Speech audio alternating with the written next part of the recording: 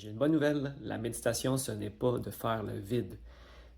La méditation, c'est simplement observer. Puis je me rappellerai toujours de cette consultation avec cette dame qui me disait haïr la méditation, puis à jaser, on réalise que, bon, à travers sa journée, elle me disait qu'à un moment donné, elle prenait un break, les pieds surélevés, elle regardait à travers la fenêtre et observait cet oiseau pendant 1 minute, 2 minutes, 3 minutes, puis se perdait complètement juste dans l'observation de l'oiseau.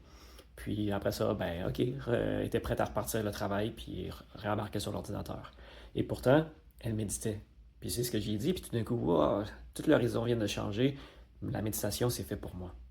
Parce que méditer, c'est observer. Ça veut dire que quand on dit à quelqu'un, hey, ben, tu méditeras là-dessus, pour lui dire de réfléchir, ben, c'est une façon un petit peu erronée de le dire. Parce que la méditation, c'est un outil, une pratique que je devrais dire, qui nous permet de mieux être dans le moment présent. Pourquoi? Parce que quand on observe nos sens, nos 5 sens, notre esprit, nos émotions, nos pensées, peu importe ce que vous voulez observer, une bougie, votre respiration, ça ne peut que se faire dans le moment présent. Impossible d'observer dans le futur ou dans le passé. Et donc, ça veut dire que peu importe ce que vous décidez d'observer, à votre choix, ça peut être même en mouvement, comme le yoga ou le qigong, parce qu'on est en train d'observer notre proprioception, notre corps, nos sensations, donc c'est de la méditation. Eh bien, vous allez travailler, vous allez pratiquer, être plus efficace à rester dans le moment présent. Parce qu'à chaque fois que votre esprit va vouloir partir dans le futur ou dans le passé, vous allez dire non, je dois revenir ici, dans mon corps, dans ma sensation, dans ma respiration, sur l'oiseau. Et cette pratique, comme un instrument de musique, à la répétition, va devenir meilleure et meilleure. Et dans ce cas-ci, vous allez devenir meilleur et être dans le moment présent. Non pas à faire le vide, mais à être tellement concentré sur le moment présent que vous n'entendez pas ce qui se passe nécessairement autour de vous. Pas on n'entend rien, on n'est pas sécuritaire. Non, quelqu'un appellerait mon nom en ce moment et j'ai pas besoin d'être en train de me concentrer 24 heures sur 24 sur y a-t-il quelqu'un qui dit mon nom, y a-t-il quelqu'un qui dit mon nom.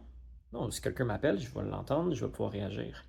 Eh bien, si je suis en train de faire un pique-nique sur le bord d'une rivière, puis qu'il y a de l'eau, puis que je commence à m'installer ma couverture, mon repas, puis l'eau au départ, hein, c'est une rivière, il y a l'eau, c'est chaotique un peu, il y a du bruit constant, puis je l'entends. Mais là, éventuellement, je me concentre sur ce que je fais devant moi, avec la personne devant moi. Et puis, éventuellement, la rivière s'efface en arrière-plan. Je n'entends plus l'eau. Pourtant, elle est encore là, elle est encore constante. Mais mon observation, elle est tellement efficace sur la chose sur laquelle je mets mon attention que ça vient à fondre en arrière-plan. J'ai pas fait le vide. J'ai appris à me concentrer sur le moment présent, sur ce que je désire consciemment, avec une intention, mettre mon attention dessus. Et de cette façon, ce qui se passe autour vient à s'effacer. C'est complètement différent. Puis méditer, il n'y a pas de réussite ou d'échec. Parce que du moment que vous avez observé 1 seconde, ça suffit pour dire que vous avez médité.